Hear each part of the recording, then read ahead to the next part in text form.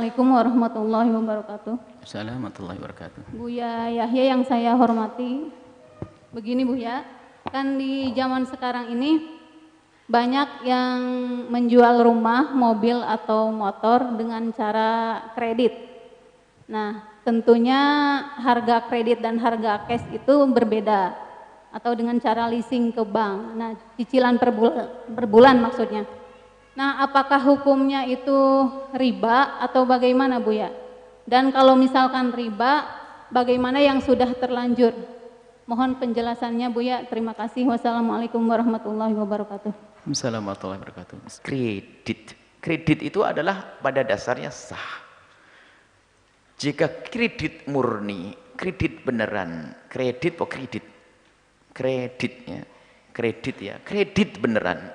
Kredit beneran itu begini kisahnya. Saya punya rumah. Saya ingin jual kepada Anda tempo 10 tahun. Anda boleh bayar setiap tahun adalah 100 juta. Berarti rumahnya 1 miliar. Wah, Buya kaya raya. Contoh saja ya. Jadi kalau saya jual rumah kepada Anda, kemudian karena Anda tidak bisa membayar kontan, maka sebagian pembayaran Anda dahulukan, sebagian Anda cicil. Maka kredit hukumnya sah kecuali di dalam emas dan perak. Hei pengurus dunia perbankan syar'i, kami dukung bank syariah untuk berkembang, tapi Anda harus insyaf. Jangan urusan kredit emas masih Anda jalankan, Anda merusak diri Anda sendiri. Itu bukan transaksi yang mendesak. Orang nggak kredit emas nggak mati, nggak petean bahasa Jawa, masih dipaksa, saya dikirimi surat malahan. Itu haram kredit emas itu, karena emas itu harus kontan pembayarannya. Sudah nggak usah dimasukkan kalau Anda pengen syar'i. Itu bukan suatu yang mendesak kredit emas. Akan tapi kenapa? Jangan dicoreng diri Anda sendiri.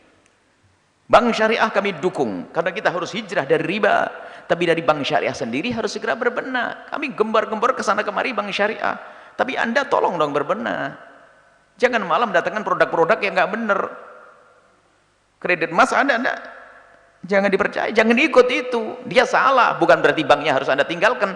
Produknya saja yang harus Anda tinggalkan. Jangan ninggalkan banknya, karena banknya sudah berusaha syariah. Ada beberapa kritik kepada bank syariah yang harus kami berikan. Kritik kepada diri sendiri itu tanda cinta. Sebab kami mendukung semuanya hendaknya hijrah, tapi banknya masih ada kekurangan. Ya, kekurangan itu adalah kita sempurnakan bareng-bareng. Baik, kredit secara umum adalah boleh. Orang jual rumah kredit, jual mobil kredit. Misalnya mobil saya jual kepada Anda.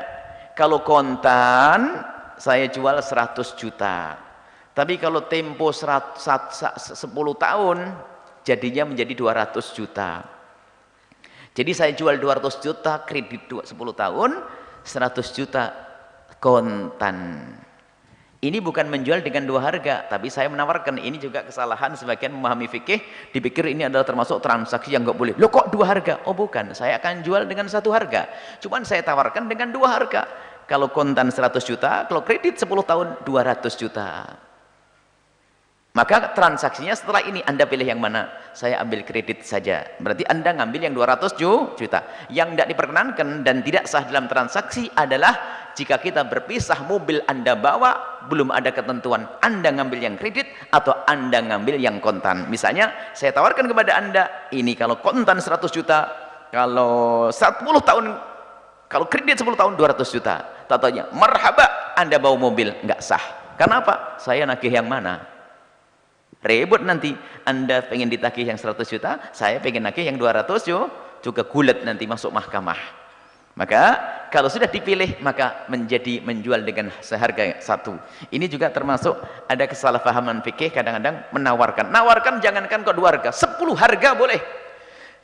Ini kalau kontan 100 juta, kredit setahun 110, kredit 2 tahun 120, kredit 3 tahun 130, kredit 4 tahun 100, terus. Itu tawaran, tinggal Anda pilih yang mana. Belum transaksi ini, masa tawar-menawar transaksi. Baru setelah itu transaksi, aku ambil satu harga, selesai. Baik, kredit seperti itu aslinya kredit pada dasarnya adalah boleh.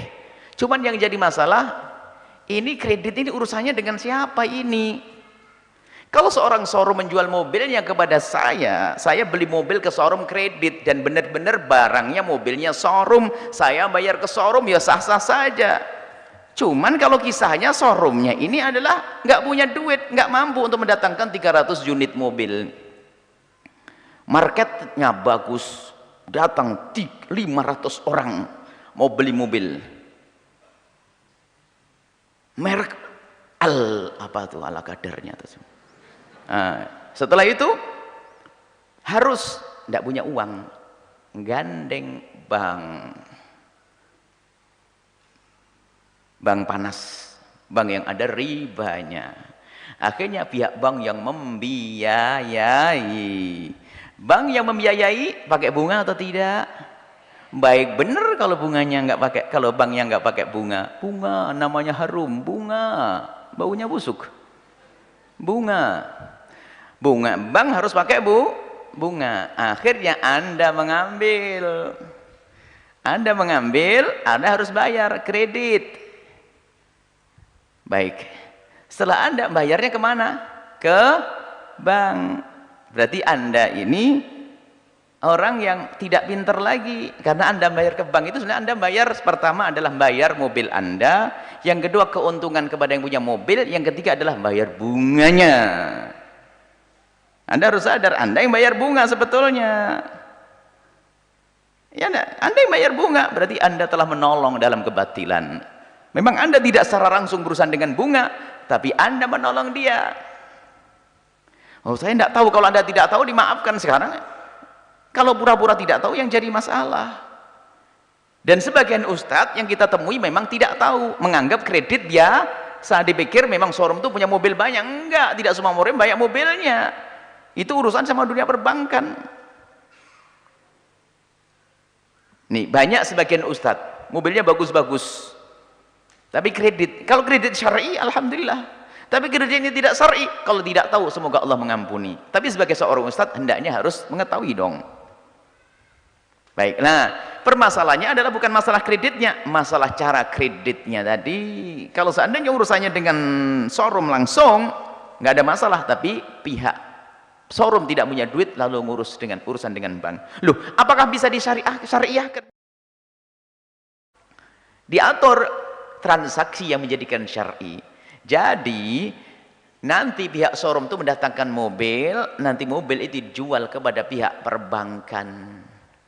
Kemudian setelah dijual kepada pihak perbankan, tentu harus ada transaksi seperti itu. Kemudian pihak perbankan mengembalikan kepada showroom untuk menjadi wakil penjualan mobil. Setelah itu penjualnya mobil ini urusan dengan bank syar'inya, dan kami himbau bank syariah sudah harus masuk wilayah ini agar saudara kita tidak masuk. Jadi ini babnya sudah bab murabahah. Jadi pihak showroom itu jual ke bank, banknya jual ke kita. Jadi kita urusan dengan bank, banknya jual ke kita. Berarti kita memberi keuntungan bank, banknya sudah urusan dengan yang punya showroom, maka menjadi syar'i. Sebetulnya hampir mirip, cuman yang menjadikan halal adalah transaksi. Jangan latah. Dan juga kami himbau jangan latah kredit. Biarpun kredit yang benar secara syar'i pun, apakah dihimbau? Entar dulu. Memang kredit nggak harus bayar, kredit kan harus bayar. Setan itu kalau menjerumuskan orang tidak spontan. Kalau spontan tahu ini lubang, masuklah hamba Allah. Nggak mau, lubangnya sama setan disiapkan di ujung sana. Suruh kredit. Kredit apa? Kredit mobil, kredit rumah, kredit panci, HP. Wah, gajinya mah besar. Berapa gajinya? Alhamdulillah suami saya sudah naik pangkat, gajinya 10 juta. Masya Allah. Mobilnya suami istri 2, 3 juta kali 2, 6 juta. Terus setelah itu apa lagi? Rumahnya 2,5, 8,5 juta. Terus apa lagi? Belum. Anaknya sekolahnya dari mana? Bingung. Nah, lihat kreditnya yang syar'i padahal. Melalui bank syariah Al-Bahjah padahal.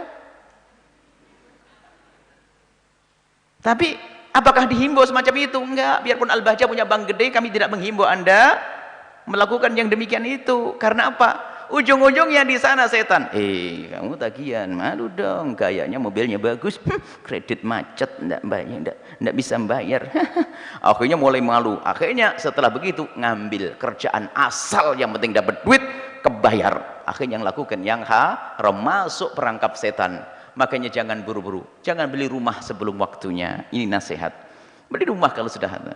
Ngontrak enggak apa-apa. Semuanya kita ngontrak. Meninggal tidak dibawa semua kuburannya ke kuburan, ya enggak? Jadi jangan buru-buru urusan. Sampai umroh haji kredit.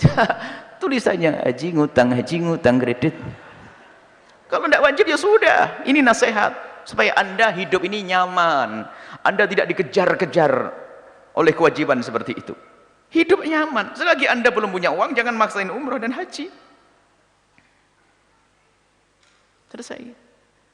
Rumah baginda Nabi, rumah Riyadh, kalau ditarik pintunya itu dalam waktu yang lama itu langsung tanahnya dalam, karena pintunya nyangkut ke tanah. Allah. Ada di Mekah miniaturnya rumah Rasulullah SAW. Oh, sederhana sekali. Di Mekah ya. Di Madinah. Di Madinah ada orang membuat miniatur rumah Nabi dan seterusnya. Ternyuh kita melihatnya. Begitu sederhananya. Oh, itu kan Nabi. Jangan ngomong itu Nabi. Nabi itu sering mendapatkan hadiah macam-macam, emas segala macam. Bisa Nabi buat istana megah, bisa. Nabi pernah mendapatkan hadiah baju bersulam emas. Mana punya bersulam emas? Orang paling kaya di Indonesia pun nggak punya baju bersulam emas kok. Tapi Nabi mendidik kita agar kita tidak menjadikan ukuran hidup kita dunia. Kalau Allah memberikan kepadamu kelebihan, syukuri, nikmati. Pakai rumah yang rapat, rumah pakai AC, mobil yang enak, tapi ingat dari Allah, untuk Allah. Tapi yang jadi masalah adalah jika kita selalu mengejar dunia, target dunia, target pakai kredit segala macam, tadi babnya kredit. Jadi kalau belum waktunya nggak usah beli ya, nggak usah kredit, ngontrak rumah aja, ngontrak bareng-bareng, tetangganya rame, kontraktor semuanya. Nah, yang penting baik, nggak usah. Jangan dipaksa diri Anda dengan sesuatu seperti itu. Maka kunci hidup indah, yang luar biasa indah, adalah membiasakan dengan kesederhanaan. Allah.